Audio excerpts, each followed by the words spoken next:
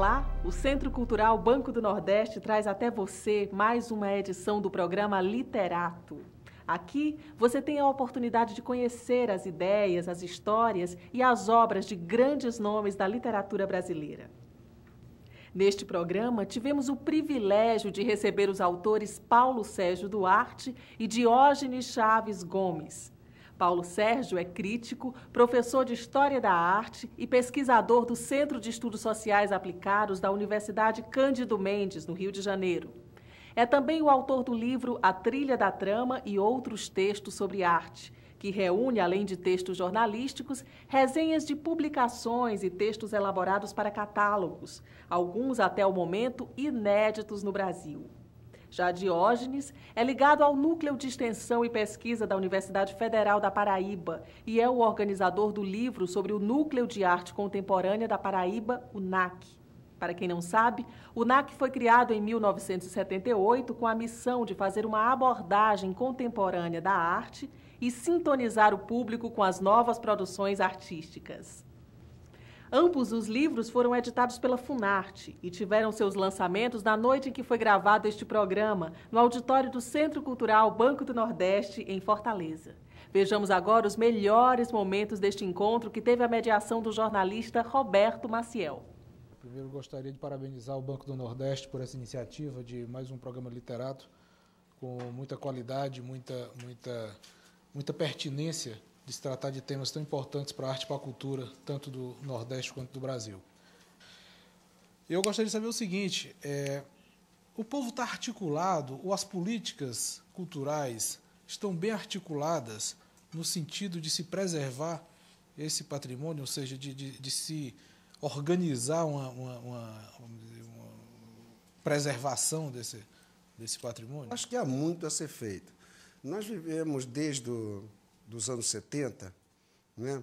Esse fenômeno da globalização não vem sozinho, né? Ele é resultado de uma brutal transferência da produção de valor do trabalho convencional, do trabalho tradicional, do trabalho manual para a produção de conhecimento, ou seja, a produção de conhecimento hoje produz mais valor do que o trabalho convencional.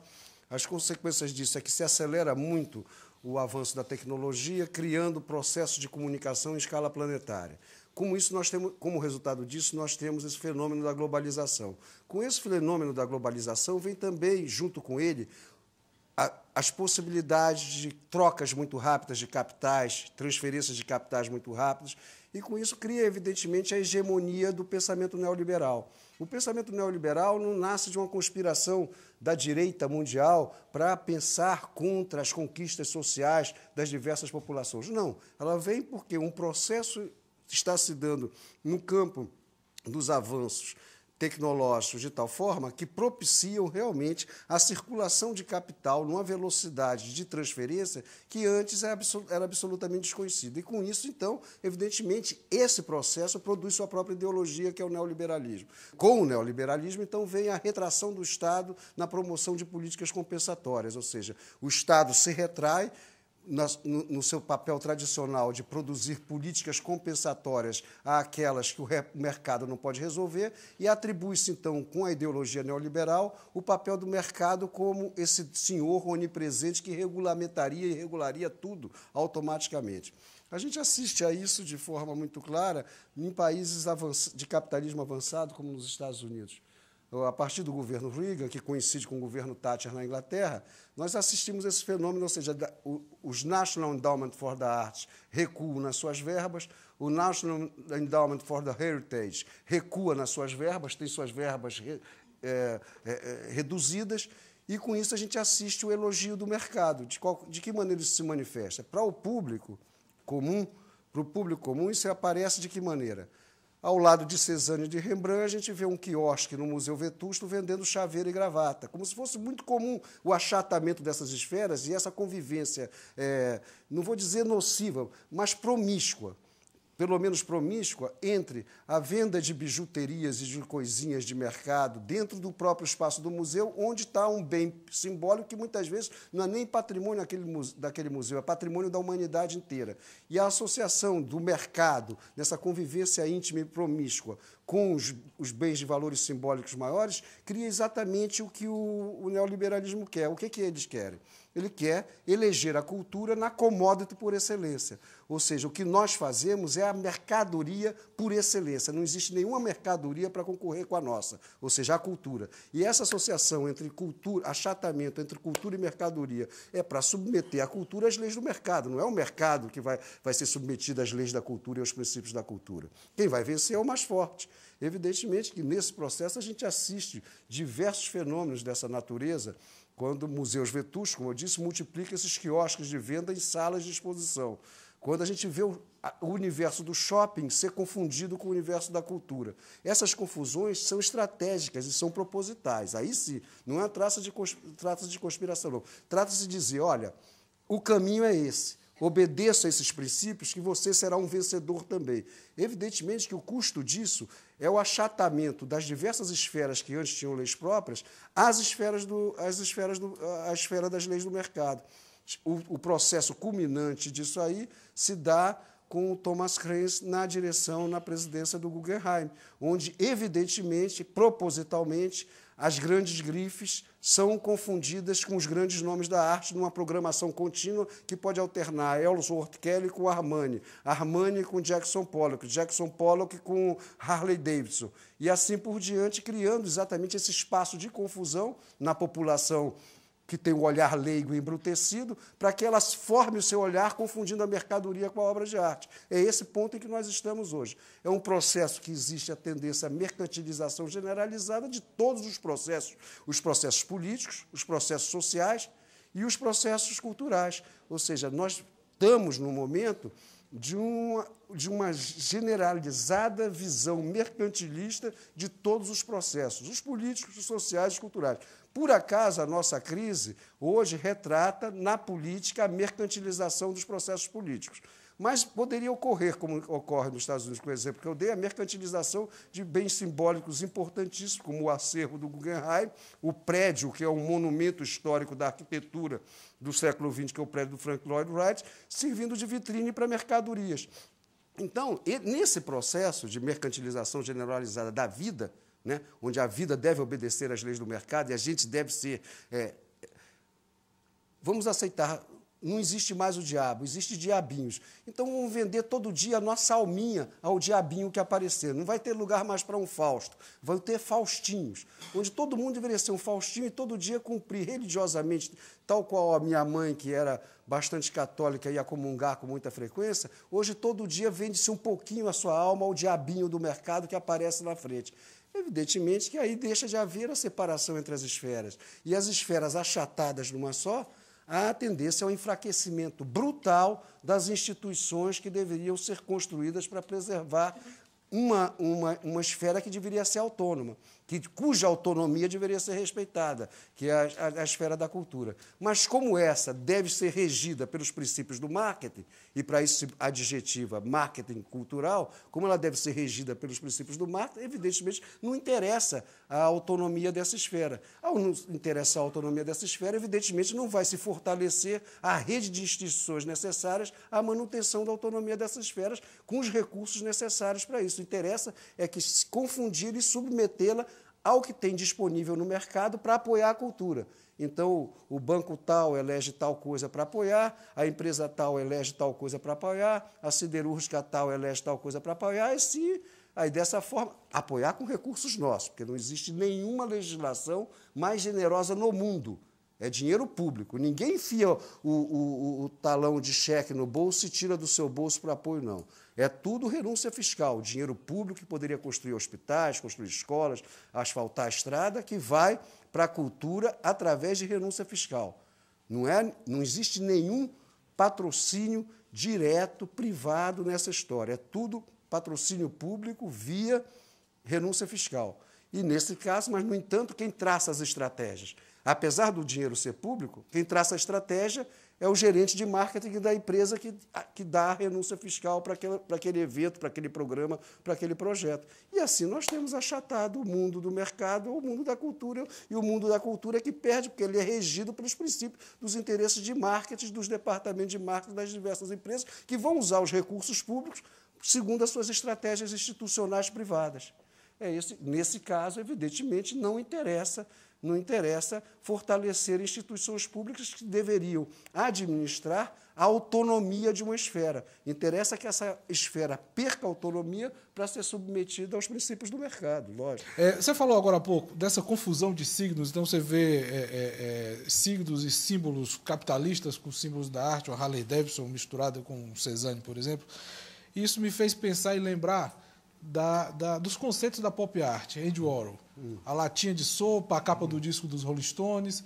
A partir daí, eu acho que a gente já começa a ter essa confusão sistematizada, organizada, de uma certa forma, que a gente vê render, por exemplo, casos como o de hoje do Romero Brito, que está lá na sandalinha de borracha, que está sendo comercializada no Brasil todo. A Operação Pop é uma manobra estética extremamente complexa. Ela não é reduzida a uma identidade com a mercadoria, com o universo do consumo. Em primeiro lugar, é preciso ter uma visão histórica. O que tinha antes do pop era uma arte abstrata de altíssima categoria que emancipou a arte americana ao nível da europeia, com Rothko, Pollock, de Kooning, Franz Klein, Barnett Newman, Robert Motherwell. Essa arte abstrata poderosíssima desandou e caiu no gosto do mercado e só se via mancha para todo lado nas galerias americanas. Então, não existia mais figura na arte americana, só existia mancha, tudo abstrato. A operação de introduzir a figura virou uma verdadeira abstração. Quando você bota a lata de cerveja, a lata de sopa, a garrafa de Coca-Cola, o rosto da estrela, a mulher do presidente dentro da galeria, você inverte o sinal e faz um processo de ruptura, de disjunção muito abrupta no processo da história da arte, porque você substitui o que estava tudo abstrato por tudo figura. Então, há essa operação histórica interna na história da arte americana, que a manobra pop procede, que é muito importante. Segundo lugar, na manobra pop não vai adesão cínica e pura ao universo do consumo, vai muita crítica. Quando o Andy Warhol faz a caixa de sabão e cria um ready-made, que é uma caixa de sabão igual a caixa de sabão dentro da galeria, pode ser que ele esteja fazendo uma séria crítica ao mercado de arte, porque ele está dizendo o seguinte, olha, até eu copiando caixa de sabão, se eu botar dentro dessa loja aqui, que não é loja de sabão, mas loja de arte, nessa loja de arte eu vendo como arte. Ali eles vendem a mesma caixa, sem assinatura, como loja de sabão. Aquela caixa de sabão ali custa 50 centavos de dólar, a minha custa 5 mil dólares. Faz uma operação crítica, mas essa operação crítica ainda é maior quando ele faz uma instalação com as cadeiras elétricas e cria uma crítica à pena de morte na sociedade americana muito radical. Ou quando ele satiriza, ironiza e critica o universo de consumo de uma sociedade abastada, fazendo uma sala inteira só de primeiras páginas com desastre de automóveis que ocorrem nos fins de semana americanos, matando milhares e milhares de pessoas. Ou seja, essa riqueza toda resulta em quê no fim de semana? Em milhares e milhares de mortos americanos nas estradas por desastre de automóvel. Então, a Operação Pop não é o elogio, primeiro que não é Romero Brito. Romero Brito e a sandália é melhor que a obra dele. É um elogio para a obra, ele está na sandália. É o contrário, ali é um troca de sinal. A sandália que está... Porque a sandália, pelo menos, tem utilidade. Ali não tem valor estético muito maior, não. Existem grandes artistas nordestinos que estão 10 mil pontos e que não têm um centavo do dinheiro que tem Romero Brito. Esse negócio de ganhar dinheiro, fazer sucesso, ser sinônimo de qualidade, isso não tem nada a ver. Agora, no caso do Romero Brito, não tem nada a ver com a pop. A pop é uma operação muito inteligente. E eu acho que essa associação da mercadoria, no caso pop, ela está imersa numa profunda construção de uma identidade contemporânea americana. A gente não pode... Ela tem uma contribuição, é reconhecida universalmente, mas se a gente não ver como os americanos conseguem lidar, os grandes artistas, com a baixa cultura, que seria o equivalente à nossa cultura popular, a baixa cultura, porque esses universos de consumo numa sociedade abastada se transformam em universos populares. E eles lidam com isso com muita facilidade, com muita tranquilidade. E quando eles, certos ícones da baixa cultura, eles transportam para dentro do museu, eles promovem, ao mesmo tempo, o reconhecimento do que era baixa cultura em alta cultura. E, com isso, há uma promoção e reconhecimento de um universo que é popular, numa sociedade de consumo, não tem nada a ver com o popular nosso. Numa sociedade de consumo abastada, aquilo que é popular se transforma, então, em objeto de respeito, como, por exemplo, as histórias em quadrinhos. Quando é que começaram as teses sobre história de quadrinho, uma reflexão sobre a importância das narrativas da história em quadrinho? Depois da promoção pop. Aí multiplicaram-se as teses acadêmicas sobre a importância da história em quadrinho. E passou até a história em quadrinho vigorar em grandes exposições de grandes museus. No entanto, a história em quadrinho, sem dúvida, no campo americano, é uma manifestação equivalente, guardadas as proporções das diferenças de riquezas, de dinheiro, de estruturas culturais, de padrões culturais. O nosso é católico, o deles é protestante, etc., etc., etc., é o cordel deles, a história em quadrinho.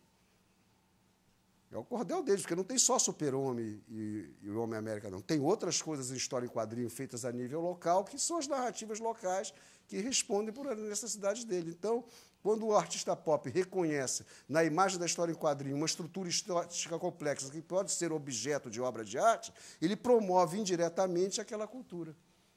Foi claro.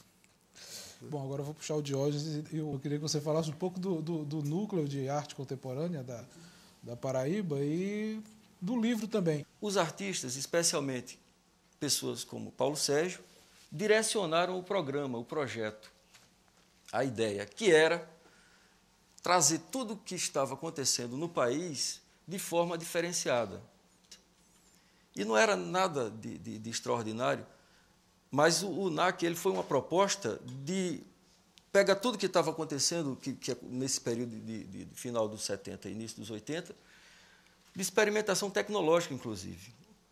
Então, assuntos como Xerox, o uso dos meios mecânicos na reprodução de obras, a videoarte, a arte postal, que era o meio mais evidente do movimento de trocar, de comunicação entre os artistas, o filme Super 8, o cinema de artista, o livro de artista, quer dizer, aquela obra que não é necessariamente para ser lida, mas é uma obra que comunica, que é uma obra única, que tem esse... Então, todas essas experiências foram trazidas para o NAC, principalmente porque atrás disso havia uma proposta teórica fundamentada.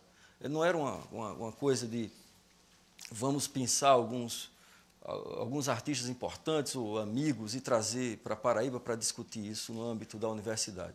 Ao contrário, era uma coisa muito séria, que mesmo que tivesse, em alguns aspectos, alguns textos que eu andei pesquisando para isso, alguém que dizia, não, mas está desorganizado aqui, ali não está bem feito, todo mundo sabia que era notório naquele momento o nível de organização de uma universidade que não é muito diferente de hoje.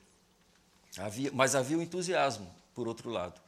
Então, nesse curto período, a Paraíba teve o privilégio de receber pessoas que eram ponta de lança já na discussão da arte, de arte se é brasileira, se não é, da cara que a gente queria para uma cultura brasileira nas artes plásticas.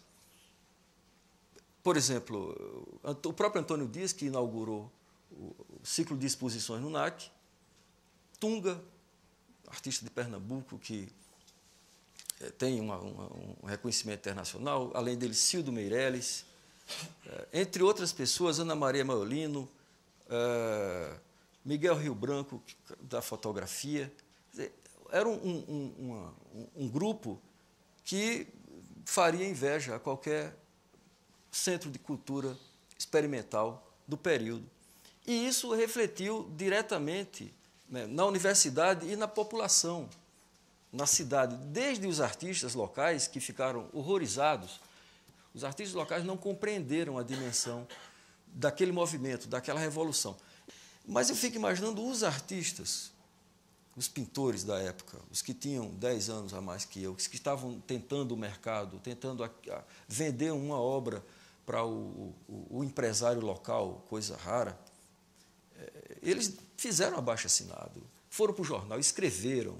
E o pior é que, às vezes, hoje, eu terminei descobrindo isso, que alguns que escreveram aquilo, hoje fazem a mesma coisa, ou seja, perderam na época a chance de beber na fonte do que havia de mais interessante na discussão dessa questão chamada arte visual. A seguir, nossos convidados falam sobre a importância da educação na construção do regime democrático. Voltamos em instantes.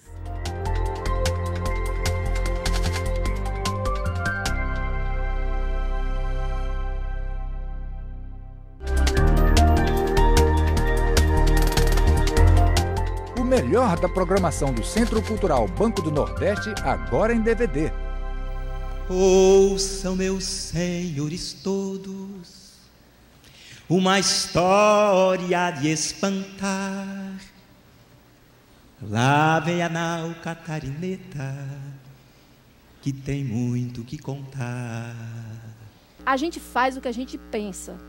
A gente faz o sentido que a gente produz nas coisas. Quase todo mês aparece um mulatinho, Pedrinho da Silva, no Jornal da Globo, que conseguiu descobrir uma coisa sobre o genoma humano, sobre a engenharia genética, coisas que o mundo está gastando fortunas, tendo dinheiro, tendo comida, tendo tudo de bom para fazer. De vez em quando alguém aqui, em situação absolutamente precária, faz.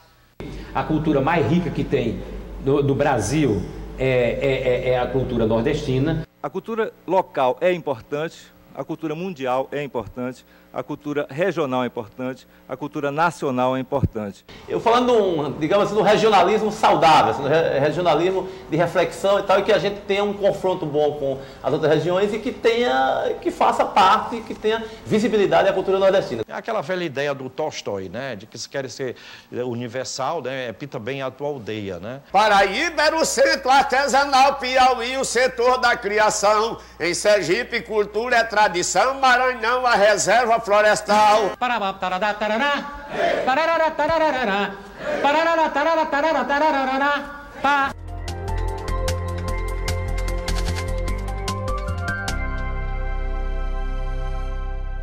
Estamos de volta com o programa Literato, uma realização do Centro Cultural Banco do Nordeste.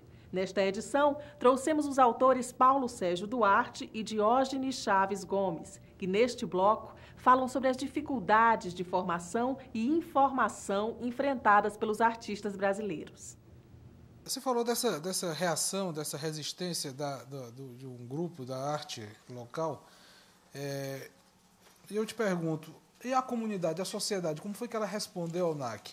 Eu queria até complementar, contando aqui uma experiência minha. Eu estive em João Pessoa no final do ano passado, e havia um casarão no centro histórico, ameaçado de cair, eu não me lembro exatamente qual era, estava tendo problemas estruturais, e eu percebi uma certa comoção local, os jornais, as emissoras de TV, comentando aquilo ali, falando das providências que estavam sendo tomadas e cobrando das autoridades alguma coisa. Me pareceu uma comoção mesmo, as pessoas preocupadas com aquele bem ali que estava perigando tombar, mas tombar no sentido negativo. E eu te pergunto, o NAC pode ter interferido para essa coisa que eu vi, para essa experiência que eu tive lá, para essa reação da comunidade? A ideia de se preservar as coisas não necessariamente vem daí. Até porque tem outros prédios caindo na cidade e não há uma movimentação. Há várias questões com relação à política cultural e, normalmente, o artista plástico, pelo menos em João Pessoa, está preocupado somente com a sua casa, com o seu mercado, com o seu mundo. Eu creio que esse problema na mobilização, de certa maneira, até não influi diretamente na manutenção de um prédio que vai cair. Então, são coisas, para mim, isoladas. Por exemplo, João Pessoa, aquela praia de Tambaú, Cabo Branco, há uma coisa é uma lei que proibindo as construções acima de 3 andares. Quer dizer, foi uma conquista que foi continuando até hoje, então é lei. E não lembro que tenha havido uma grande comoção, um grande movimento para isso. Ela foi se dando naturalmente, as pessoas foram compreendendo que isso tinha um benefício, não só de beleza, uma questão estética de João Pessoa, mas também de orgulho próprio, de amor próprio, de você dizer, olha, João Pessoa não tem um edifício na primeira rua, agora parece que eles fizeram um escalonamento. A partir do 2º quarteirão, do 3º, vai aumentando o número de andares. Também não é uma coisa também tão gritante, mas há essa diferenciação. Isso foi incorporado entre nós, esse sentimento de defesa. Aí, Joyce, lembrando um pouquinho aquela coisa da dificuldade de dialogar que houve em relação ao NAC, ou seja, uma parte que não compreendeu aquela essência da proposta do NAC, ela não está também refletindo, não se repete ou não se reproduz nesse momento agora, não, da nossa dificuldade também de discutir essas questões? Eu acredito que é uma questão histórica e que permanece, é temporal. A dificuldade daquela época, ou seja, na Paraíba ainda continuamos tendo artista fazendo o novo impressionismo. Ainda tem artista pintando igual aos impressionistas franceses. Quer dizer, você não destrói isso achando que todo mundo vai pintar uma arte contemporânea ou moderna e tudo, porque há mercado para tudo.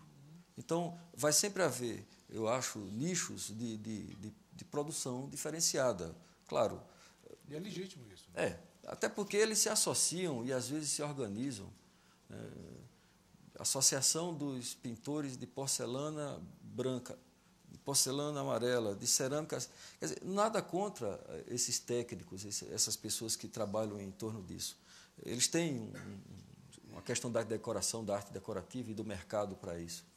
O que me preocupa é que, numa cidade como João Pessoa, não há nenhuma outra escola, não há nenhum outro lugar que a gente discuta formação ou informação. É como se eles estivessem abandonados. Então, cada um procura, à sua maneira, descobrir o seu NAC, como eu descobri na época. E que levou, eu acho, 20 anos, 10 anos para eu entender. Até depois, quando... Inclusive, tem uma coisa interessante, é que quando a Funarte apontou a coisa de que, para eu fazer a pesquisa daqui, eu passei a ler coisas. Né? Então, cada dia eu tinha um susto. Primeiro porque estava tudo lá empoeirado e abandonado na biblioteca do NAC. Mas susto porque cada coisa que tinha ali importante, inclusive documentos enviados... Né? Pessoas do Brasil inteiro escrevendo, como é que é isso, rapaz? Eu quero fazer aqui também. Mas porque tudo ficou dentro daquela biblioteca. Quer dizer, e eu tive a chance de encontrar. Então, passei a compreender, a ler essa realidade que era o que foi produzido no NAC. Quer dizer, eu fico imaginando que a minha geração teve pelo menos essa oportunidade de ver as exposições que aconteciam no NAC e aqui e ali participar de uma instalação ou de uma intervenção junto com o artista. Mas, hoje, olhando, alguns isolados que têm uma ponte com o Rio, com São Paulo, com Olinda, com Recife, que viajam para a Europa, que têm programas de intercâmbio aqui e ali, que até ganham notoriedade, tem uma galeria ali em São Paulo, mas isso como se fosse uma coisa natural. Não foi uma coisa de um movimento específico que fez isso. Então, essa é a dificuldade que eu vejo. Não há na cidade um norte, um farol. Bom, estamos chegando aqui a algumas perguntas. O Vilemar Ferreira da Costa, Ferreira Costa, aliás, que é técnico em informática, Paulo Sérgio, ele está apresentando aí um questionamento para você naquele aspecto da mercantilização da arte. Ele diz o seguinte, ele pergunta, aliás, o seguinte: essa mercantilização da arte e cultura, ora se fazendo elite, não poderia algum dia descer às classes menos elitizadas, menos favorecidas, ou mais, ele usa aqui uma expressão que eu acho meio perigosa, mas vou repetir aqui, ou mais incultas?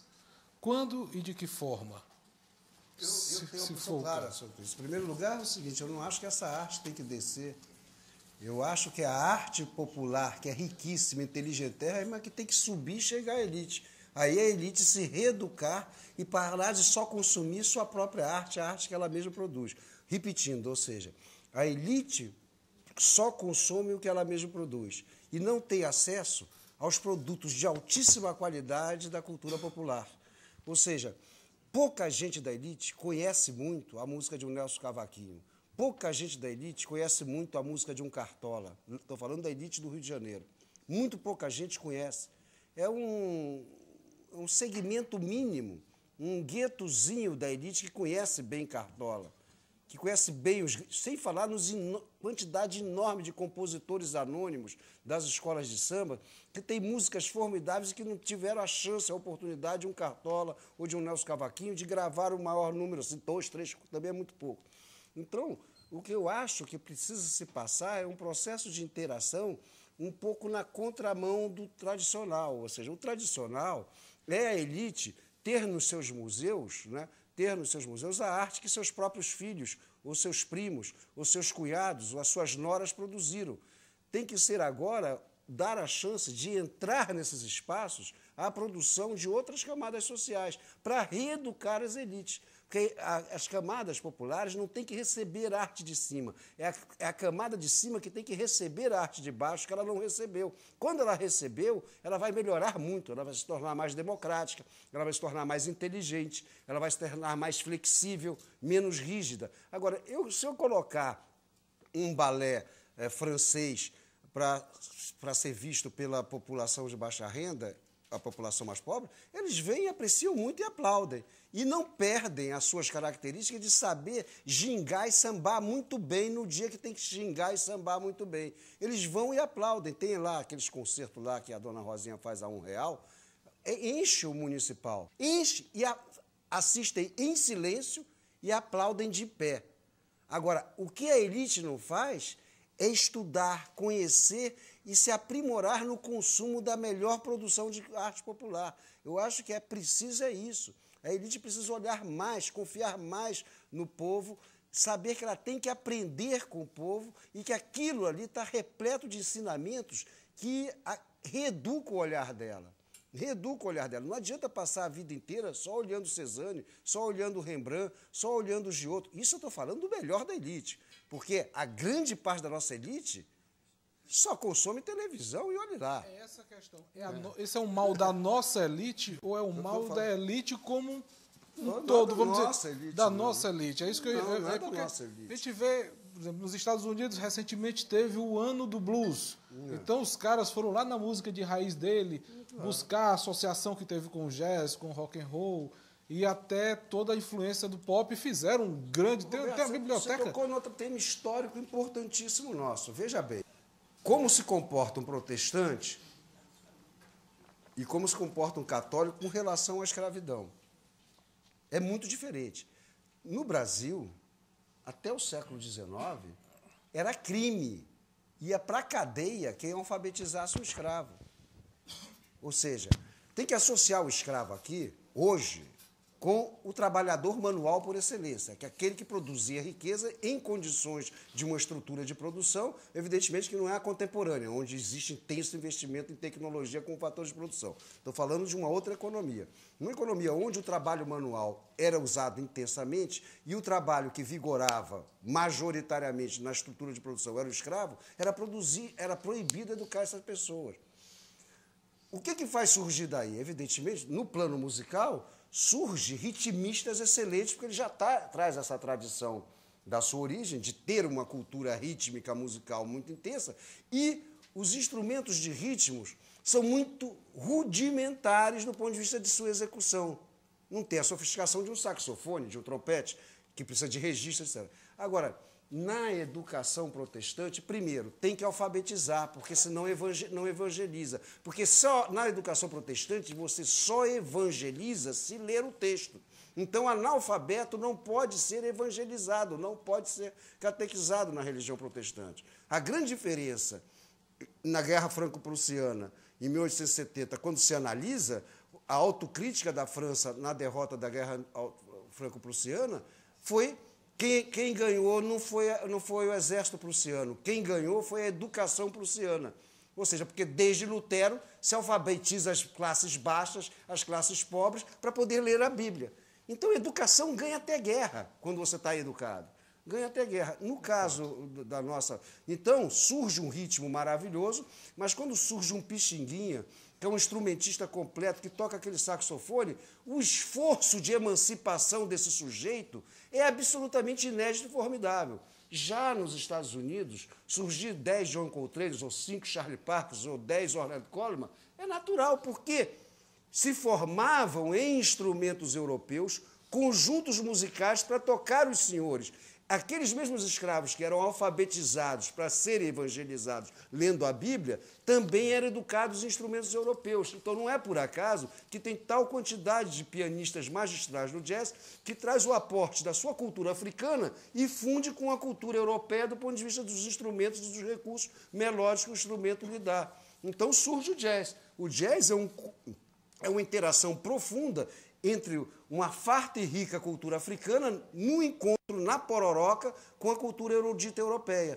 Aí sai esse encontro dessas duas águas, produz o jazz. Mas isso é porque teve uma educação anterior, esses negros americanos, porque senão não seriam evangelizados. O gospel é aquilo tudo, o blues não sai do nada, sai também da possibilidade de ler e escrever. Então surge, evidentemente, agora o nosso negro, a resistência dele e a capacidade dele de lutar e criar é absolutamente formidável, porque as condições que eles tiveram aqui devido às normas vigentes na formação católica, na catequese católica, que não obriga a leitura, que não força a leitura do texto sagrado, então, evidentemente, ele tem um esforço muito maior para chegar a uma emancipação cultural, a como aqui chegou, e a nos influenciar como nos influencia, com suas tradições, Pô, basta dizer que a música, por excelência brasileira, desculpe o pessoal que toca coco, desculpe o pessoal que gosta de machiste, mas a música, por excelência, que emplaca assim, com cara de Brasil, é o samba, que é um produto negro. A educação é fator de promoção social e democrática. Uma sociedade sem educação jamais será democrática. Pode ter todas as leis, a melhor Constituição do mundo. Com os investimentos que existem no Brasil atualmente na educação, não há possibilidade de haver democracia plena. Há democracia no sentido abstrato, para nós que somos eleitos, que somos privilegiados. Há liberdade de imprensa como nunca houve na nossa história. Tudo isso eu sei que há. Agora, democracia plena, com plena realização social, só vai haver com muitos e drásticos investimentos em educação. Lógico, senão sempre meu filho vai concorrer no mercado de trabalho com o filho de uma pessoa que frequentou uma escola pública caindo aos pedaços, sem dinheiro nenhum. E a minha filha chega e sai deslanchando numa biblioteca de 2.000 exemplares e 600 discos em casa. Como é que ela vai chegar no vestibular de igual para igual com uma criança que foi formada na favela, sem livro nenhum em casa, sem os pais falarem português corretamente em casa, estudando 3, 4 horas por dia, que ainda por cima a professora falta na escola dela. Porque se faltar na escola privada, é despedida, mas na escola pública falta. Falta e não conta a falta para não diminuir o tempo da aposentadoria. Arruma logo um atestado médico para justificar a falta. E na escola privada não é assim. Porque se faltar, na terceira atestado médico, pega as contas, passa lá no Recursos Humanos e vai embora. Não é esse tipo de professor que nós precisamos aqui. Mas nosso povo é educado nessa estrutura. Então, não concorre no mercado de trabalho nunca de igual para igual com os ricos.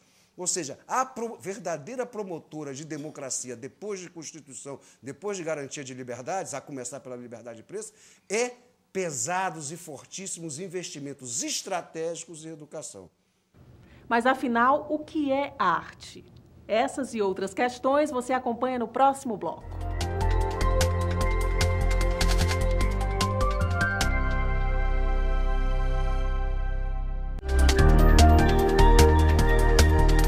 O melhor da programação do Centro Cultural Banco do Nordeste, agora em DVD. Dou prioridade realmente a esse contato com o público, que é uma coisa realmente que gratifica, que estimula, que acende a gente.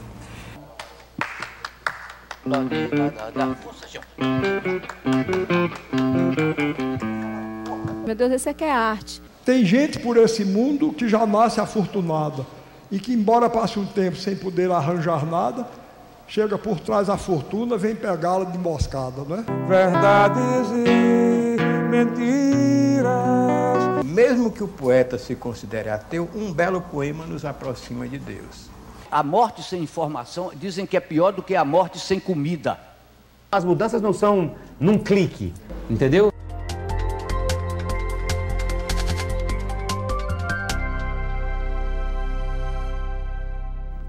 Quais os limites da arte?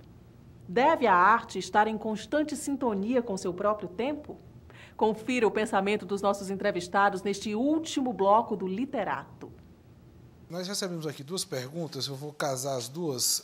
Foram dirigidas ao Paulo Sérgio, mas eu gostaria, aliás, eu acho que é fundamental que o Diógenes tenha também uma intervenção em relação a elas. A primeira é da Flávia Pedrosa, que é arte educadora e escritora. Ela diz o seguinte: por acaso, aqui no Ceará, há um curso de artes plásticas, no qual a primeira turma se formou há pouco. Mesmo assim, percebo que a movimentação estudantil é quase nula. Não possuímos CA, Centro Acadêmico, e os alunos de diferentes semestres pouco se falam. O que há são, abre aspas, muitos artistas, a maioria jovem que ainda tem nos olhos o lusco-fusco brilhanteio de seguir, abre aspas, carreira artística. Te pergunto então, ela pergunta então, esses acontecimentos não estão dissociados e, pensando bem, será que a arte contemporânea não está contribuindo para esse egocentrismo dos nossos artistas? Como isso pode ser visto se os códigos nem são ligados ao meio? E o César Augusto, que é presidente do Diretório Central dos Estudantes da Universidade Vale do Acaraú, aqui do Ceará, é uma universidade estadual, ele pergunta o seguinte: como o movimento estudantil universitário, os DCEs e os DAs, os diretórios acadêmicos, podem contribuir para efetivar raízes culturais locais? Outro dia eu estava vendo que nos Estados Unidos a coisa é diferente no sentido do artista. A instituição privada, ou seja, os grandes centros, vão buscar os artistas, públicos ou não, vão buscar os artistas nas galerias privadas. O artista surge primeiro como um investimento na galeria privada e depois que ele aparece com boas exposições e com uma coisa evidente que mereça atenção, aí vem uma instituição pública, um museu ou um centro cultural, e pinça aquele artista para participar de mostras maiores no cenário, vamos chamar assim, de nacional, a partir de curadorias. Isso demonstra, de certa maneira, a diferença gritante com o nosso caso. Na Paraíba, o curso de educação artística está se transformando em bacharelado. Não sei se está acontecendo no Brasil inteiro. E os professores também estão se transformando em alguma coisa para atender essa demanda? Porque houve isso quando eu falei do NAC, que foi uma atitude da época, foi uma atividade ou uma ação ou uma atitude criativa, coisa nossa, do Brasil mesmo, do notório saber fazer com que você pudesse contratar um excelente gravador para dar aula de gravura na universidade. Mesmo esse gravador, desconhecendo totalmente didática, metodologias, pesquisa, mas ele foi para a universidade como professor universitário da aula de gravura. Então, essa confusão que houve, que está havendo, aliás, em João Pessoa hoje, talvez venha demonstrar um pouco do que você pergunta. Né? Outro dia alguém disse que deveriam acabar os cursos de educação artística, enquanto formação. Eu não sei, eu acho que a gente tem que procurar um modelo que não necessariamente precise que a universidade diga que determinada pessoa que terminou um curso é artista. Não precise desse rótulo de fazer com que isso. Eu acho que entrar num tipo de universidade ou um tipo de escola que a gente tenha mais liberdade, por exemplo, ou mais interação com o que você quer aprender. Ou seja, é como se você tivesse, às vezes, é como se o artista, sem querer desmerecer as outras áreas, tivesse que entrar logo no mestrado. Porque aí ele tem o acompanhamento de uma pessoa mais experiente e ele não vai desenvolver apenas, ele não vai participar de aulas para depois fazer uma avaliação dessas aulas, uma prova, um trabalho de casa, um dever de casa. Não. Ele vai fazer um trabalho acompanhado, uma pesquisa permanente, uma busca por uma coisa que ele delineou, de que ele escolheu. A Salete Rocha, artista plástica daqui de Fortaleza, ela faz a seguinte pergunta: as propostas de arte ambiental de Hélio Oiticica, que agrega o maior número de pessoas, não poderiam ser adotadas como um rumo para concepções coletivas e superação parcial do isolamento do artista plástico? O ambiente realmente propicia uma fruição coletiva da obra de arte, né? Uma fruição coletiva e faz as pessoas que estão fruindo interagirem umas com as outras. Mas a produção da instalação ainda é individual. O Hélio Oiticica criou isso sozinho no ateliê dele. Projetou e depois construiu, e a fruição é coletiva. Agora, evidentemente, essa fruição coletiva e a participação criam e dão uma dinâmica inteiramente nova à obra de arte. E o Hélio de Sica é reconhecido, historicamente, cada vez mais reconhecido, por incrível que pareça, até no hemisfério norte, porque para eles reconhecerem uma coisa, você tem que ficar batendo, né, na porta. Olha aqui o que está feito, olha o que está sendo feito. Mas ele está sendo realmente, o Hélio de Sica está sendo reconhecido até no hemisfério norte como uma contribuição original a partir exatamente dessas contribuições dele. A partir de criar, primeiro, uma arte multissensorial, que não é dirigida só para o olhar, mas que envolve o tato, o olfato, a audição, tudo simultaneamente, e criar isso que é aqueles ambientes que foram, evidentemente, a origem das atuais instalações. Só que ele fez isso nos anos 60. Né? E o próprio parangolé, que é uma extensão do corpo, que implica numa participação do sujeito. Realmente, isso é uma dinâmica muito nova. O que eu estava falando é que...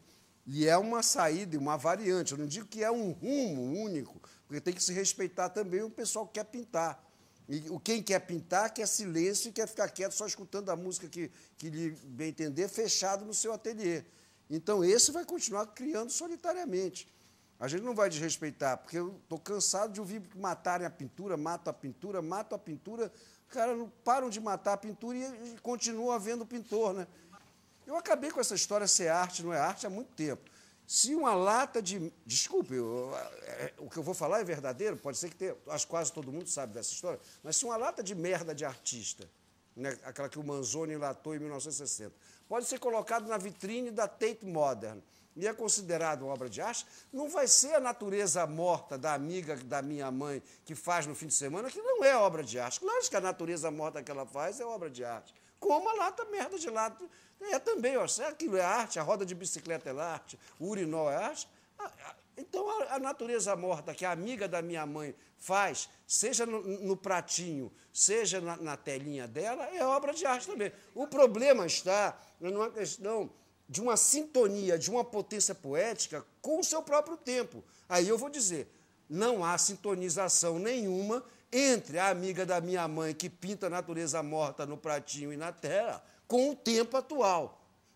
Aí não há sintonia. E por isso esvazia a potência poética da natureza morta. A potência poética fica xoxa, a natureza morta. Uma coisa era a natureza morta pintada por Cézanne há 130 anos atrás e entortando todas aquelas maçãs. Botando a maçã em cima, o prato para baixo, varará quebrando, inclinando o cupidozinho de gesso. Então, naquelas torções e naquelas coisas, que ele não estava pintando natureza morta igual Chardin pintava no século XVIII, há uma potência poética elevadíssima que é a sintonia com o seu próprio tempo.